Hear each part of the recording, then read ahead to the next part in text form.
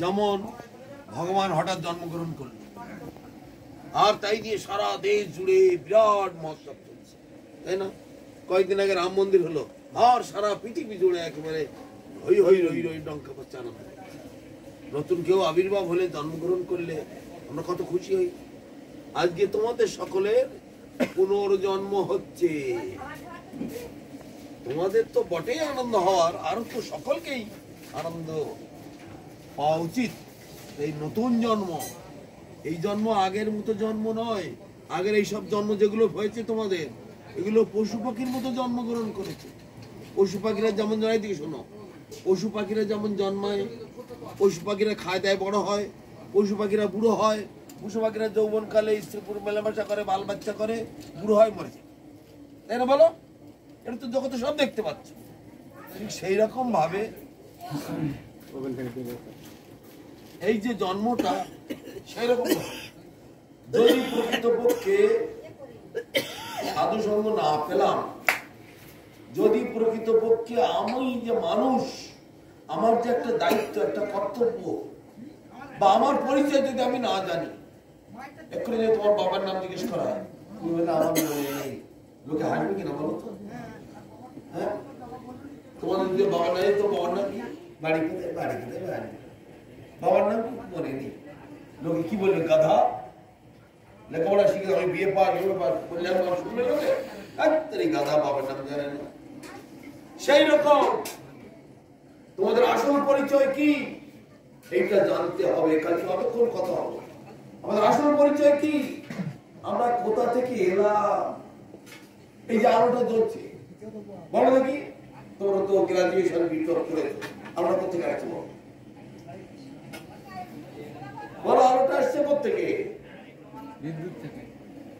বিদ্যুৎ কোথায় কোথায় এলো? বিদ্যুৎ তো আকাশে মহাকাশে ঘুরে বেড়াচ্ছে। বিদ্যুৎ এখানে এলো কোথা থেকে? আমাদের অজানা। আপনি বলেন কেন অজানা? সব জানো। জ্যোতির্বিদরা মানে এই জ্যোতির্বিদ্যা তৈরি করেছে, জ্যোতির্বিদ্যা গবেষণা করে, তৈরি। ওটা বিজ্ঞানীরা করে। জ্যোতির্বিজ্ঞানীরা হাত তার দেখে, বাস্তুশাস্ত্র দেখে, ভবিষ্যৎ বলে। সব বোকা, মাথায় কিছু নেই। পাওয়ার হাউসের সুইচটা যদি বন্ধ করে দাও হয়, আলো জ্বলবে? লাগছে কোথেকে? কোথেকে আসছে আলোটা?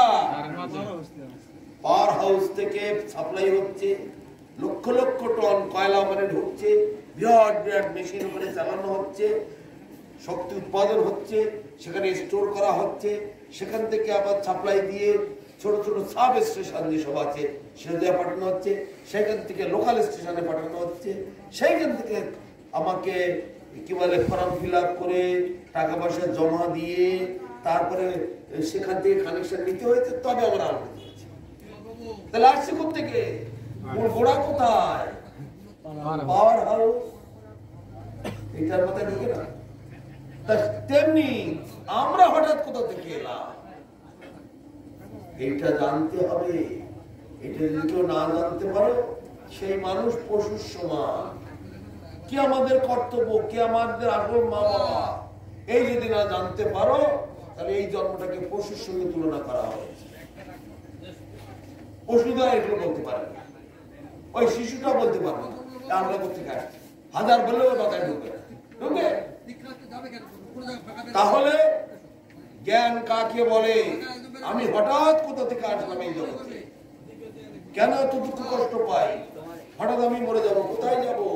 তুমি একটা লোককে একটু বাবা বাবা করছো, যে কোনোদিন বাবা কোথায় গেল তুমি কি বলতে পারো? তাহলে কোথা থেকে এলো, কোথায় গেল, কিছুই বলতে পারো। তাহলে এই জীবনের মূল্য কি, লাভটা কি? কিসের জ্ঞান, কিসের লেখাপড়া? সে নিজের সম্পর্কে আগে জানতে হবে, বুঝতে হবে। আমি কোথায় থেকে এলাম, কি আমার আসল পরিচয়, কি আমার আপনজন। এই জগতে এরা কেউ আপনজন নয়, এরা সব যাত্রার মতো অভিনয় করছে। যেমন টিভিতে সিনেমায় যাত্রা দেখো না, ড্রামা দেখো, সিরিয়াল দেখো, কেউ মা সাজলো, কেউ বাবা সাজলো, কেউ ছেলে, কেউ বউ, কেউ নাতিপুতি, যার যখন টাইম হলো সে চলে। কেউ গুলি মেরে দিল, কেউ বুড়ো হয়ে মরলো, কেউ বিষ খেয়ে মরলো, কত কিছু হয়ে গেল। সেই রকম এই সমগ্র জগৎ সংসার একটা যাত্রা মঞ্চের মতো। এখানে কেউ মা বাবা নয়, কেউ ভাই বন্ধু নয়, কেউ স্ত্রী পুত্র কন্যা, কেউ কারো নয়। সবাই এখানে আসল রহস্য হচ্ছে পার হাউসের অংশ। আমরা বুঝতে পারছি না? কারণ আমাদের যে চেতন সত্তা আত্মা, যাকে আমরা দেখতে পাই না, ইলেকট্রিক দেখা যায়, বিদ্যুৎ দেখে ধরে দেখে দেখে এই বিদ্যুৎ ধরা যায়, কিন্তু উপলব্ধি করা যায়। তেমনি আত্মা আছে, কেউ দেখতে পাবে না, কিন্তু উপলব্ধি করা যায়। আত্মা পরিজ্ঞানময় বিবাদ আত্মা যে আছে তার প্রমাণ, আত্মা সম্পর্কে অনেক তর্ক বিতর্ক আছে। তার প্রমাণ কি? তুমি বসে বসে আমার কথাটা শুনছো, আমার কথা তুমি শুনছো, তোমার কথা আমি শুনছি, তোমরা আমাকে দেখছো, আমি তোমাদেরকে দেখছি, তাই না? আত্মা যদি না থাকতো ভিতরে মরা বেশি না, 3 ঘন্টার বেশি রাখা যাবে না, দুর্গন্ধ বেরোতে শুরু করবে। বের কর, তাড়াতাড়ি বের কর, গোবর জলে ছিঁড়ে দে। বলো তাই করবি কিনা বলো? তুমি যখন বলবে ছেলে মেয়েকে ঘর ভালো করে কাপড় পরে বসে রাখবে, তাড়াতাড়ি বার কর, বাদল বাবু বাসি হয়ে যাবে আর ঘর বাড়ির গন্ধ হয়ে যাবে। তাহলে জেগে আছে কি করে, ভালো আছে কি করে? ওই আত্মা আছে বলে, আত্মা আছে বলে তুমি ভালো আছো, জেগে আছো। গাড়ি যদি স্টার্ট থাকে আর তুমি যদি গাড়িতে বসে থাকো, কোনদিন ট্রাফিক পুলিশ ফাইন করতে পারবে না তোমাকে। যে গাড়িটা গ্যারেজে রেখে চলে যাবে সেটা ট্রাফিক পুলিশ ফাইন করে দেবে। এখানে জায়গা নয়, এটা কি বলে, কি জানো, no parking, no parking, no entry, no parking area কেন রেখেছো? কিন্তু তুমি যদি গাড়িতে বসে থাকো, গাড়ি স্টার্ট আছে, তুমি আছো, ফাইন করতে পারবে। যে গাড়ি রেখে তুমি বেরিয়ে যাবে সেটা নো এন্ট্রি, নো পার্কিং, কেন রেখেছো? ফাইন 500 টাকা, তাই না? যতক্ষণ আত্মা থাকবে ভেতরে ততক্ষণ তুমি জীবিত মানুষ। তোমার যন্ত্রপাতি গুলো সব চলছে, চোখ একটা যন্ত্র, নাক একটা যন্ত্র, কান একটা যন্ত্র, হাত পা সবই একটা যন্ত্র, সব চলাফেরা করছে, নড়াচড়া করছে।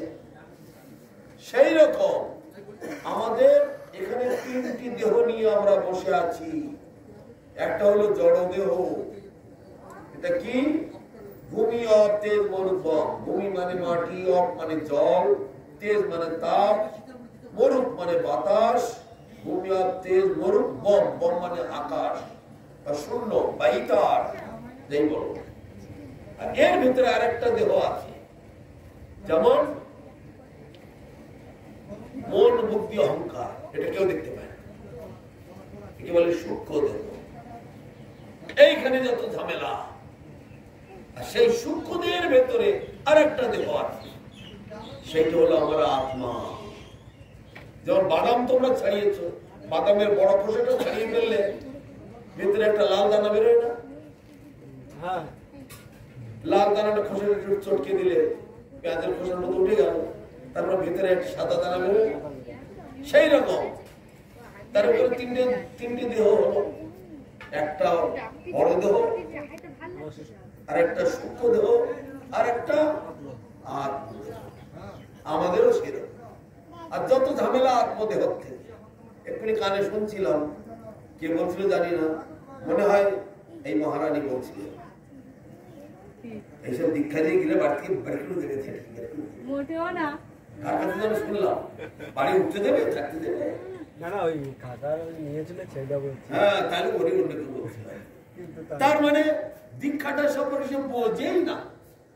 দীক্ষা কি জিনিস এখন বুঝে নাও। মনে করো নদী পার হচ্ছ, নদীর মধ্যে 200 লোক আছে,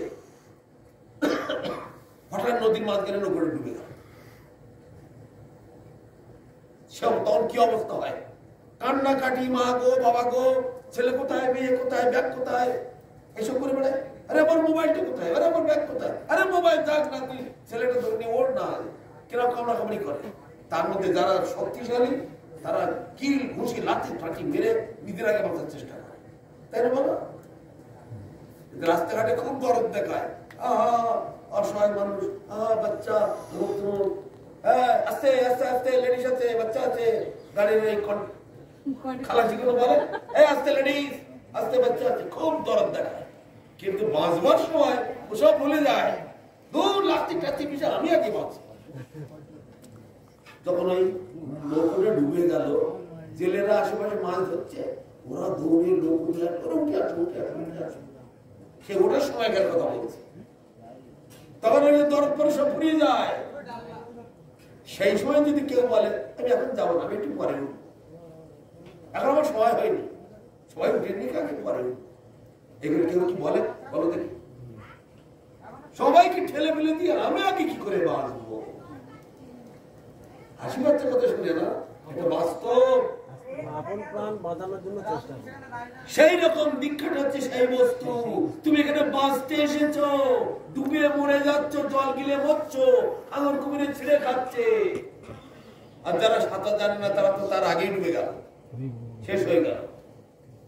অথবা সে অন্য কাউকে ধরে কোন রকমে বেঁচে থাকার চেষ্টা করছে। যারা সাঁতার জানে তাদেরকে তারা ধরে রাখে, বাচ্চা সাঁতার জানে না, মাকে বাবাকে যাইতে ধরে রাখবে, অন্য কাউকে ধরে রাখবে। কিন্তু সে যদি উঠতে বাধা পায়, শেষকালে দেখা যায় তাকেও ফেলে দিয়ে দৌড়ে পড়ে। তাহলে সেই মুমূর্ষু সময় বিপদের মুখ থেকে, মৃত্যুর মুখ থেকে বাঁচবার জন্য যেমন জেলেরা বা আশেপাশের বিভিন্ন কর্মীদের বা সমাজ সেবাকে নৌকো এসে তোলার চেষ্টা করে তারা, কিন্তু সেই সময় কেউ বলে না যে আর একটু পরে উঠবো, আমার এখনো বাকি আছে, আমার ব্যাগটা কোথায়, আমার কাপড় কোথায়, আমার একটা কোথায়, ওটা কোথায়, সব পরে হবে। কার করে এমন হয় সেই ভিড়ের মাঝখানে কাপড় খুলে দিয়ে উলঙ্গ হয়ে যায়, আমি এখন উঠবো না, আমি উলঙ্গ হয়ে গেছি, উলঙ্গ উঠে আগে বাঁচ, তারপরে তোর কাপড় চোপড় খুব পাবি। তাহলে বাঁচাটা কত গুরুত্বপূর্ণ আমাদের। আজকে তোমরা দীক্ষা নিতে এসেছো, সেই বাঁচার জন্য এসেছো। এটা কোনো ফ্যাশন নয়, এটা কোনো স্টাইল নয়, এটা কোনো দলবাজি পার্টিবাজি নয়। লোকে মনে করে এই যে বৈরাগী গুলো সব গলায় মালা পরে, তিলক করে, এরা সব একটা মানে খারাপ জিনিস জগতে ছড়াচ্ছে। মাছ খেয়েও না, মাংস খেয়েও না, ও বা পুজো করতে বামন লাগবে না, ওই সব মাছ মাংস খেতে নেই, যত সব আজে বাজে জিনিসগুলো এরা শেখায়। কত রকমের বদনাম, কত রকমের নিন্দা, কত রকমের সমালোচনা এরা করে থাকে। কিন্তু এগুলো অজ্ঞতা, মূর্খতা। অজ্ঞ মূর্খের চরম সময় যারা তারা এগুলো করে, এরা এগুলো আমাদের দেশে হয়, বিদেশে কোথাও হয় না। আমরা সারা পৃথিবীর প্রায় 150-200 কান্ট্রিতে র্যান্ডম ঘুরে বেড়াচ্ছি দীর্ঘ 40-45 বছর ধরে। কোনদিন বিদেশিদের মধ্যে এগুলো দেখা যায় না। ওরা বরং আগ্রহ হয়ে জানতে চায় এটার অর্থ কি। আপনি গলায় এত ভালো জিনিস থাকতে কাঠের মালা পরেছেন কেন? আপনার মাথায় চুল নেই কেন? তিলক করেন কেন? ছোলার মধ্যে হাত ঢুকিয়ে ওটা কি করে? ওটা করলে কি হয়, না করলে কি হয়? সবাই আমরা হ্যাট বুট কোট প্যান্ট পরি, আপনি এসব কি কাপড় পরেছেন, এগুলোর অর্থ কি, ব্যাখ্যা কি, সবাই জানতে চায়। কিন্তু আমাদের দেশের লোকেরা সব জানতে চায়। এর শুধু ইয়ার্কি মারা, ঠাট্টা করা, এদের পেছনে লাগা, নানা রকমের ভাবে এদেরকে বিব্রত করতে ভালোবাসে। কেন? এরা মহামূর্খ, একমাত্র মহামূর্খ, মহাজ্ঞানী, তারাই এদের বিরুদ্ধে চলবে। বলছি তো, ডুবে মরে যাচ্ছ, বাঁচাটা কি অপরাধ? বলো দেখি। জল গিলে মরে যাচ্ছি, আঙুর টুকরে ছিঁড়ে খাচ্ছে, কেউ নৌকো টুকু নিয়ে এসেছে, তাড়াতাড়ি করে বাঁচবো একটু, সেটা কি অপরাধ? এটাই তো বুদ্ধিমানের কাজ। কিন্তু তা বোঝে না জগতের মানুষ। গণগড্ডালিকার মতো, গড্ডালিকা মানে ভেড়া, ভেড়ার পালের মতো। আগের ভেড়া যেদিকে যায়, পেছনে ভেড়াগুলো সেদিকে ছুটতে লাগে। আগের ভেড়া যদি জঙ্গলে ঢুকে যায়, পেছনে ভেড়াগুলো জঙ্গলে ঢুকে যায়। আগের ভেড়া যদি আগুনে ঢুকে যায়, পেছনে ভেড়াগুলো আগুনে লাফিয়ে পড়ে। আগের ভেড়া যদি নদীতে লাফিয়ে পড়ে, পেছনে ভেড়াগুলো সেই নদীতে লাফিয়ে পড়ে। এই জগতের মানুষ হচ্ছে সেই রকম ধারার পাড়ার মতো স্বভাব। কিন্তু আমাদের জ্ঞান আছে, বিবেক আছে, বুদ্ধি আছে, আমরা লেখাপড়া করি, আমরা অতীত বর্তমান ভবিষ্যৎ সব আমরা জানি। আমরা কেন জানবো না, কেন বুঝবো না? আমি কোথা থেকে এলাম, কি আমার কর্তব্য, কি আমার আসল মা বাবা? তাই শাস্ত্রে বলছে জগতের পিতা কৃষ্ণ, যে না ভজে বাপ পিতৃদ্রোহী পাতকীর জন্মে জন্মে তা। জগতের পিতা হচ্ছে কৃষ্ণ। এখানে এই যে মা বাবা, এরা কেউ মা বাবা নয়, এরা যাত্রার মতো অভিনয় করছে। অভিনয় শেষ হয়ে যাবে, তার সেই পালাবে। লক্ষ কোটি টাকা দিলেও আর তাকে ধরে রাখতে পারবে না। অতএব এই অভিনয়ের মধ্যে আমাকে থাকলে হবে না। জগতের মানুষ ভেড়ার ফলের মতো করছে, করুক কে, আমার কিছু যায় আসে না। তাই মহাজনেরা বলছেন, যদি তোর ডাক শুনে কেউ না আসে তবে একলা চলো, একলা চলো, একলা চলো। যদি তোমার এই ডাক শুনে কেউ না আসে, দরকার নেই, তুমি একলাই চলো। অতএব আমাদেরকে সেই দিকে জেগে উঠতে হবে। আমরা যখন বাড়ি থেকে প্রথম বেরিয়েছিলাম, কেউ আমাদের বলেনি এদিকে আসছে। আমার মা বাবা, ভাই বন্ধু, আত্মীয় স্বজন, বন্ধু বান্ধব সবাই বাধা দিয়েছিল। আমি গ্রাহ্য করি না, ওদের মতো মূর্খ ছাগল ভাড়ার দলে আমি নই। কোনো দরকার নেই, আমি আমার রাস্তা আমি বুঝে নেব, কেউ আটকাতে পারে। তুমি আমাকে মরণ কূপের মধ্যে ফেলে দেবে, তুমি আমাকে আগুনের মধ্যে ফেলে দেবে, তুমি আমাকে সমুদ্রের ভয়ঙ্কর ঢেউ স্রোত তার মধ্যে আমাকে ছুঁড়ে ফেলে দেবে, আর আমি সেকে মেনে নেব? অতটা সহজ নয়। কেউ পারল না। শেষকালে সবাই হার মেনে চলে গেল, মঠে পর্যন্ত চলে এসেছে আমাকে নিয়ে যাবার জন্য। সেই রকম নিজেকে শক্ত হতে হবে। যদি তোর ডাক শুনে কেউ না আসে তবে একলা চলো, একলা চলো, একলা চলো। কিছুই যায় আসে না, কারোর সঙ্গে আমার কোনো লেনদেন নেই। জীব নিত্য কৃষ্ণ দাস, তা ভুলে গেল, আর এই দোষে মায়া তার গলায়। কেন তোমাদের এত মায়ের দুঃখ কষ্ট? কেন এই ত্রিতাপ জ্বালা? তোমরা হয়তো বুঝতে পারছো, কেউ জ্বালা যন্ত্রণা নেই, ভালো খাচ্ছি, ভালো করি, ভালো আয় করি, আপাতত সুখ। এই সুখে স্থায়ী সুখ নয়, এটা আপাতত সুখ। আপাতত সুখকে কখনো সুখ বলা যায় না। যে সুখ স্থায়ী হবে, যে সুখ কখনো ফুরিয়ে যাবে না, সেইটাই তো সুখ। এখন একটু আনন্দ করলাম, ফুর্তি করলাম, পর মুহূর্তে আমাকে দুঃখ কষ্ট জ্বলে পুড়ে মরতে হবে। সেই সুখ কি ভালো? যে সুখ কখনো ফুরোয় না, যে সুখ অনন্তকাল থাকে, যে সুখ কখনো পরিবর্তিত হয় না, উত্তর উত্তর বৃদ্ধি হয়, আনন্দ প্রাপ্তি হয়, সেই সুখ আমাদের দরকার। আমরা হচ্ছি সেই সুখের মালিক, সেই সুখের কর্তা হচ্ছেন কৃষ্ণ। কৃষ্ণের সুখের আসল অর্থ হচ্ছে রস। সেই জন্য কৃষ্ণের নাম রসবৈষ, রসরাজ, রসাধিপতি, রসের মালিক, আনন্দের মালিক, সুখ শান্তির মালিক, অফুরন্ত। আর এখানকার সুখ সব লিমিটেড। যারা বুড়ো হয়ে গেছে, খেতে পারে না, হাঁটতে পারে না, চলতে পারে না, আর ছোট ছোট বাচ্চাদের দেখলে তাদের মনে কত আফসোস হয়। আমি যদি এরকম বাচ্চা হতে পারতাম, ছোটাছুটি করতে পারতাম, খেতাম, দৌড়তাম, আনন্দ করতাম, দার হবে না, সব পুড়িয়ে গেছে। এইগুলো এই জনজগতের সুখ, কোনদিন বুদ্ধিমান ব্যক্তিরা এদিকে ফিরে তাকাবে না। জানে এই সুখ অনিত্য সুখ, এই সুখ চিরদিন থাকে না। পরবর্তীকালে দুঃখ কষ্ট, জ্বালা যন্ত্রণা, লাঞ্ছনা, গঞ্জনা। এখন বিয়ে করলে খুব ভালো, বিরাট সুন্দর বিয়ে করলে, বিরাট বাসর ঘরে আনন্দ করলে, হানিমুন করতে গেলে দূর দূরান্তে কোথাও, কি আনন্দ। কিন্তু পরবর্তীকালে হিসাব যেমন আনন্দ করছো তার থেকে 10 গুণ 20 গুণ বেশি দুঃখ কষ্ট তোমার জন্য অপেক্ষা করছে। গর্ভে একটা সন্তান এলো, সন্তানের জ্বালা 10 মাস 10 দিন, সে এক যন্ত্রণা। তারপরে সন্তান যখন ভূমিষ্ঠ হলো, তারপর সেখান থেকে আরো যন্ত্রণা বেড়ে গেল। দিনের মধ্যে 14 বার মলমূত্র পরিষ্কার করো। আরে তাও ধীরে ধীরে ছেলেটা বড় হতে লাগলো। আজকে পেট ব্যথা, কালকে সর্দি কাশি, তারপরের দিন এই হয়েছে সেই হয়েছে, ডাক্তার আর বাড়ি বাড়ি আর ডাক্তার করতে থাকলো।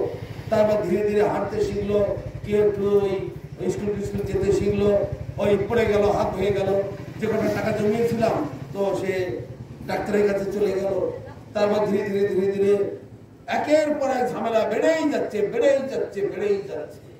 তারপরে একদিন নিজে না খেয়ে না দিয়ে যে সন্তানকে মানুষ করেছো, ধীরে ধীরে সেই একদিন সাপের মতো তোমাকে পোষ করবে। এই দেখছো না, বাড়িতে এত বড় যোগ্য হচ্ছে, ছেলে কোথায় লুকিয়ে আছে?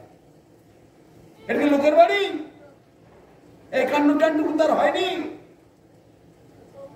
মানুষ হিসব বাবাকে অন্যায় করছে, বাবা কি ভুল কাজ করছে? কত বড় মহৎ কাজ করছে। এখানে অংশগ্রহণ করলে তোদের কল্যাণ হবে, তোদের ভালো হবে, তোদের লাভ হবে, এইটুকু বোঝে না মানুষ। এই ছেলে মেয়েরা সেই রকম যন্ত্রণা দেবে, প্রত্যেকটা মা বাবার জন্য এটা অপেক্ষা করছে। অতএব এই 2.5 দিনের সুখ ভেবে বুঝে দেখো ভাই, অবিমিত্র সুখ নাই, যা আছে তা দুঃখের কারণ। যে সুখ তোমরা এখন পাচ্ছ, পরবর্তীকালে তার জন্য 1000 গুণ দুঃখ অপেক্ষা করছে। ওই ছেলে মেয়ে নাতি পুতিরা লাঠি ঝাঁটা মারবে, তারপর যখন বিছানায় মলমূত্র পরিত্যাগ করবে, বৃদ্ধ হয়ে যাবে, চলতে পারবে না। পাড়ের বাড়িতে ছেলে বিয়ে দিলে বৌমা আসলে সে নাকে কাপড় দেবে, বাবা তোমার বাবাকে আমি দেখতে পারবো না, তোমার মাকে আমি দেখতে পারবো না। বাবা কি দুর্গন্ধ, কেন তোরা বুড়ো হবি না? তোদের মা বাবারা বুড়ো হয়নি? তোদের দাদু দিদারা বুড়ো হয়নি? বৃদ্ধকালে এটা হবেই, কিন্তু সেইটুকু পালন করবার ক্ষমতা নেই, যোগ্যতা নেই। মূর্খ তুই যখন ছোটবেলা তোর মা করে বাবার কোলে মলমূত্র পরিত্যাগ করেছিস, তখন কি তারা তোকে ফেলে দিয়েছিল? এখন মা বাবা বুড়ো হয়েছে, একটু তাদের লালন পালন করতে পারছিস না? তোদের কষ্ট হচ্ছে, ঝামেলা হচ্ছে। মহামূর্খ অজ্ঞানী। এসব ওদের দোষ কি দেবো? সবাই নিজেদের দোষ, নিজেরা সেইভাবে চলো না, সেই জন্য। আজকে তোমরা হরিনাম দীক্ষা নিতে এসেছো, এটা কি কারণে তা জানো? শুনে রাখো সূত্রগুলো।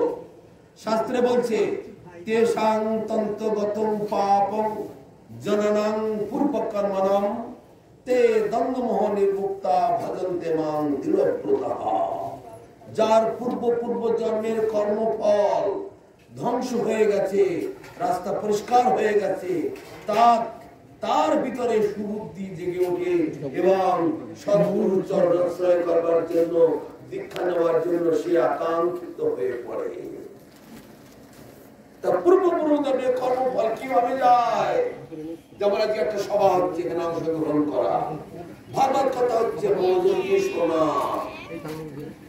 সাধু বৈষ্ণবকে সেবা করা, সম্মান করা, হরিনাম করা, এইসব করলে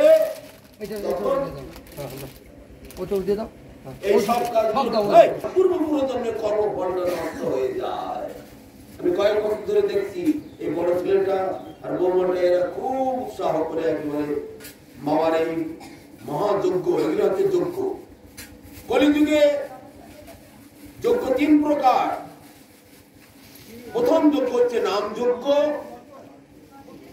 দ্বিতীয় যজ্ঞ হচ্ছে জ্ঞান যজ্ঞ, আর তৃতীয় যজ্ঞ হচ্ছে এই বৈষ্ণব সেবা। এই মহৎ কাজগুলি করছে। তুই বাবা কি মধু মাতালদের এনে কি এখানে মদের টেকা বসিয়েছে, না দুয়ারে আশ্রম বসিয়েছে? বাবা একটা মহৎ কাজ করছে, নিজের কল্যাণ, বাড়ির ছেলেগুলো মেয়েদের সকলের কল্যাণ, আবার সমাজেরও কল্যাণ। আমরা নবদ্বীপ থেকে এত দূর থেকে এসেছি কেন?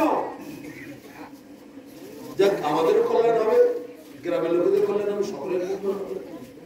এই মহৎ কাজে যারা অংশগ্রহণ করবে তাদের পূর্বপুরুষ জন্মের কর্মফল ক্ষয় হয়ে যাবে। এইভাবে কর্মফল ক্ষয় হয়।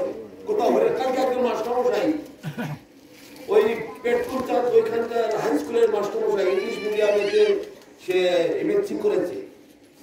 সে চলে যাবার কথা, বাড়িতে বারবার ফোন আসছে, যে ভারত তার হয়ে গেল পাক্কা ঘন্টা না, এই সুযোগটা পাওয়া যায় না, আমি এই সুযোগটা ছাড়বো না। এই যে রুচি, এই যে আসক্তি, এই যে ভালো কথাটা গ্রহণ করার জন্য তার আগ্রহ, এইটাতে কি হবে, তার পূর্ব জন্মের খারাপ কর্মকর্ম সব ধীরে পরিষ্কার হয়ে যাবে এবং সে ভগবানের প্রতি উগ্রীব হবে, সদ্গুরু চরণ করার জন্য পাগল হয়ে যাবে।